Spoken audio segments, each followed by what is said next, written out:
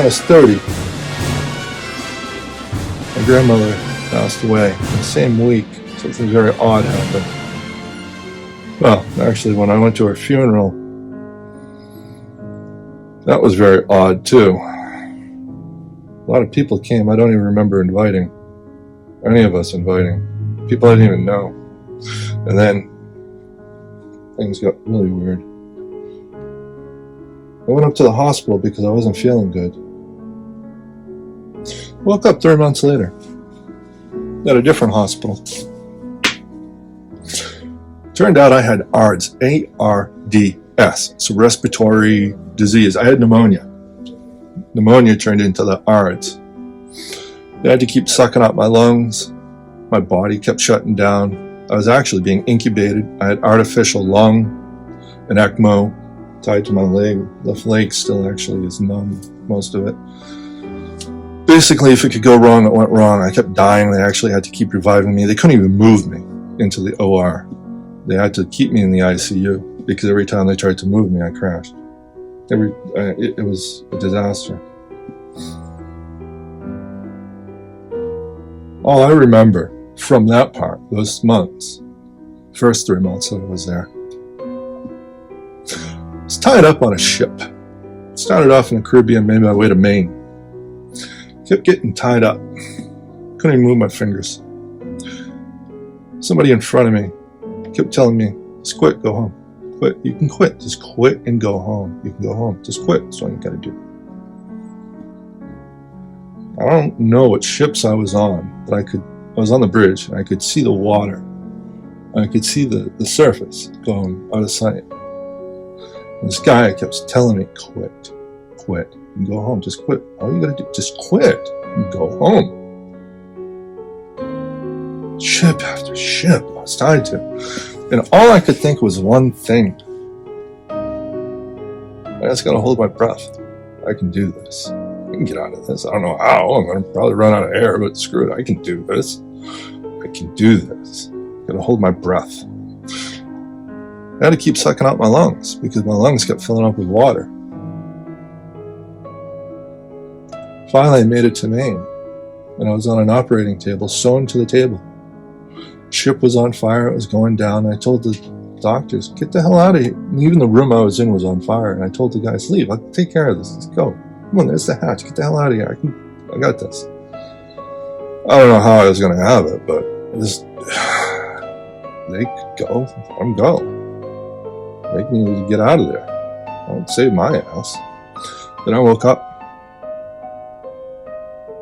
Came to, I couldn't move my legs. I couldn't get up and use the head. Do you know what it's like to be 30 years old and not be able to go to the bathroom? But instead you have to be cleaned, like in a diaper at the age of 30. It's demoralizing.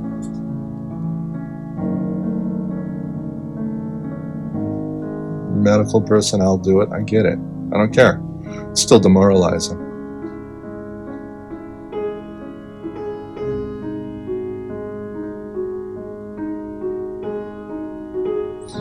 Once I got healthy enough to go to rehab, luckily CMC had a rehab floor. I had to learn how to walk. Rehab floor is kind of like school. You had different rehabs during the day. They came and got you, put you in the wheelchair, you did your course, and then you go back to your room. I used to put my own butt in that wheelchair on my own, and I took myself to those classes before they started. Because I was getting out of there. I had 3 new kids and a wife.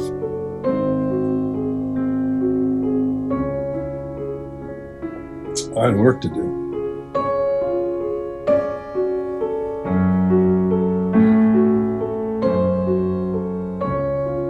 One day, when you need a ruler and you still can't draw a line without it being squiggly because you shake,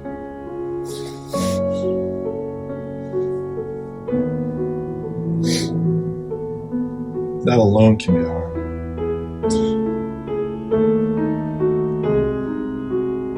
But whatever. And One day, I guess I was just feeling bad for myself for some stupid reason.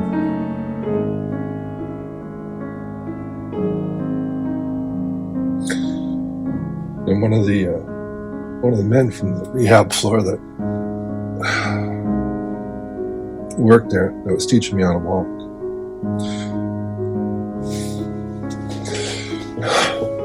it was a rainy day. The man did Air Force Reserves.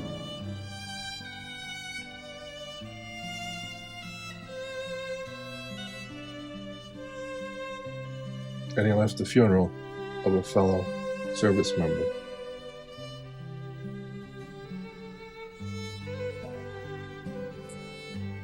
And rushed back. So that's when my time with him was.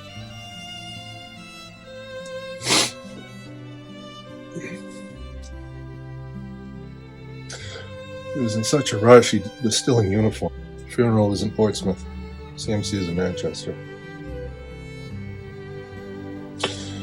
I was sitting in my room feeling bad for myself.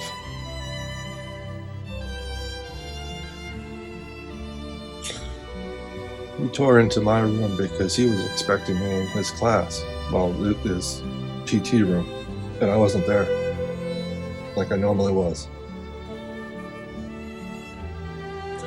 I could actually feel him coming down the hallway before he came in my room. He was so angry. And he should be. He was right to be angry. The fellow service member he laid to rest, I feel bad. I feel bad for his family. I feel horrible for that man's family. But for the man that came in that room that day, he tore into me good. And I love him for it.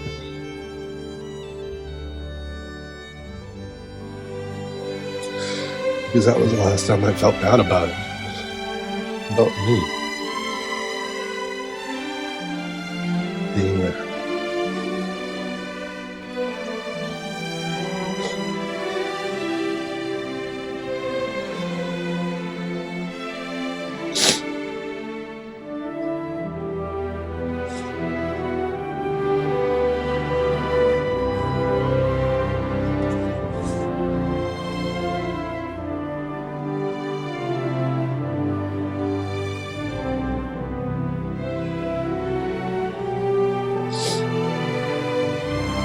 Sometimes you just need a good ass kicking.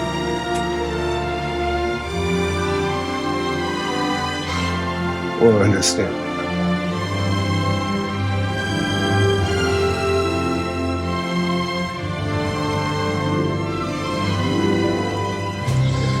So when I see people cheating big, but not just one person, but entire town administrations,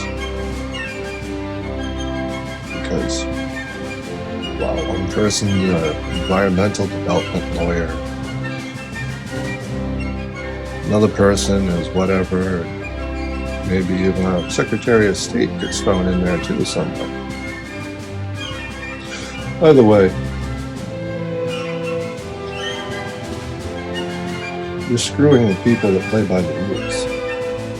You're making them work double hard. And you're taking from their kids, their families. That makes me angry because that is against everything my family has always been for. My family has always been to help, not destroy and cheat and take away.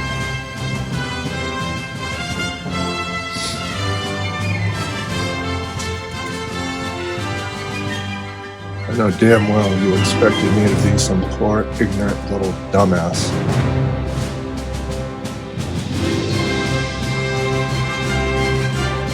So how many years has it been now that you've been waiting for me to quit? Bum leg, can hardly walk. Me, I gotta get drained again. Bum back. Lucky to be walking. I don't learn how to walk anymore. 2 years, but like from the beginning. had to learn how to feed myself again. I had to learn how to talk. Still kind of illiterate. Some of you know about that.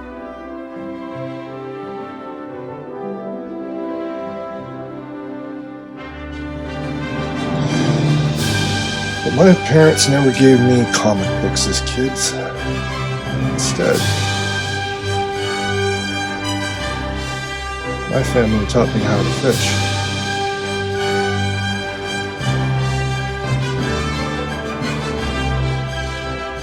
And my father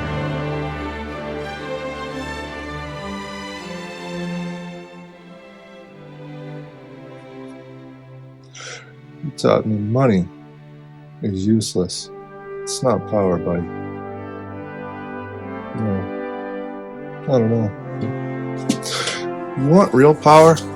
You want true power? Alright. Knowledge. Simple. It's free. A lot of cases. Knowledge. The most important thing that you can ever have as a weapon. Or just day-to-day living. Knowledge. You know, there is one superhero I can think of.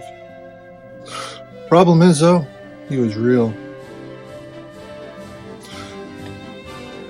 We borrowed a ship from the French. I think the French might have got upset because they didn't get their security deposit back. I'm guessing. The boat of Rashad. Last I knew, it was in the North Sea.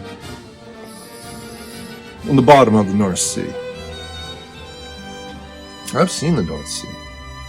Cold.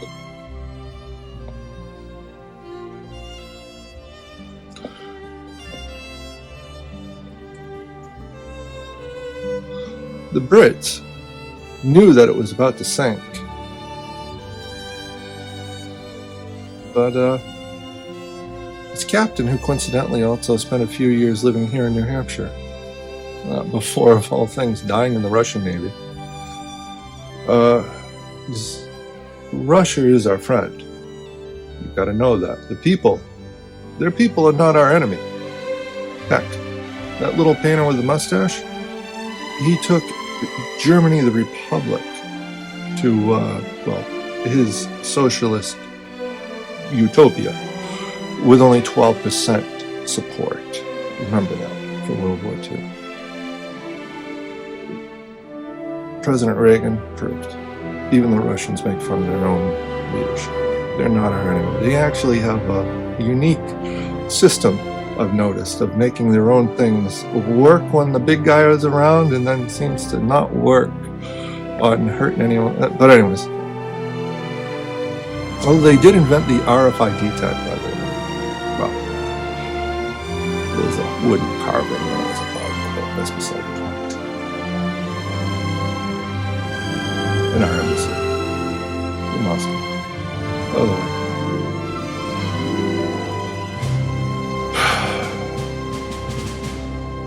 Knowledge. Most of the time it's free. And for that sailor, the Brits figured his ship was going down. Might as well just quit.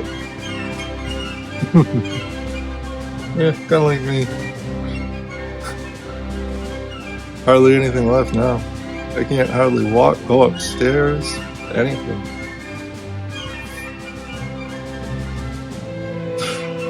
But I guess Mr. Jones was right. He had only begun to fight that day. Words to live life by.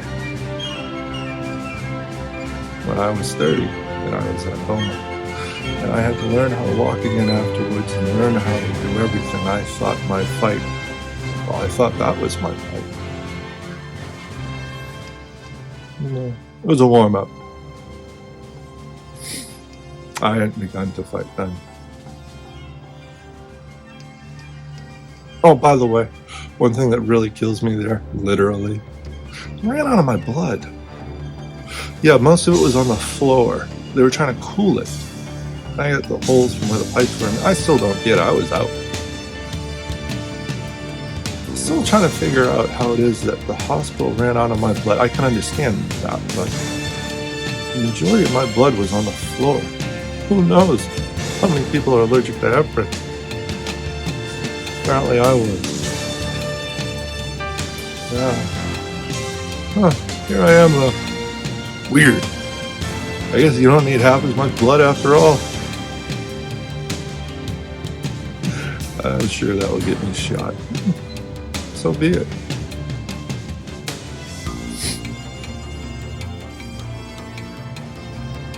I don't like people that cheat. Oh. My father was right too, by the way. About everything. I suppose I kinda had a silver spoon or platter. And then one day I got sick, really sick. It's kind of a kick in the ass I needed. And I'm sure my old man would tell me to lose the hat. No, cowboy. You're in New England.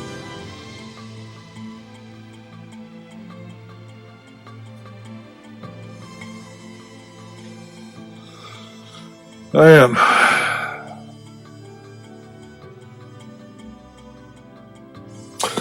Last I knew, though, Ronald Reagan had one of these too.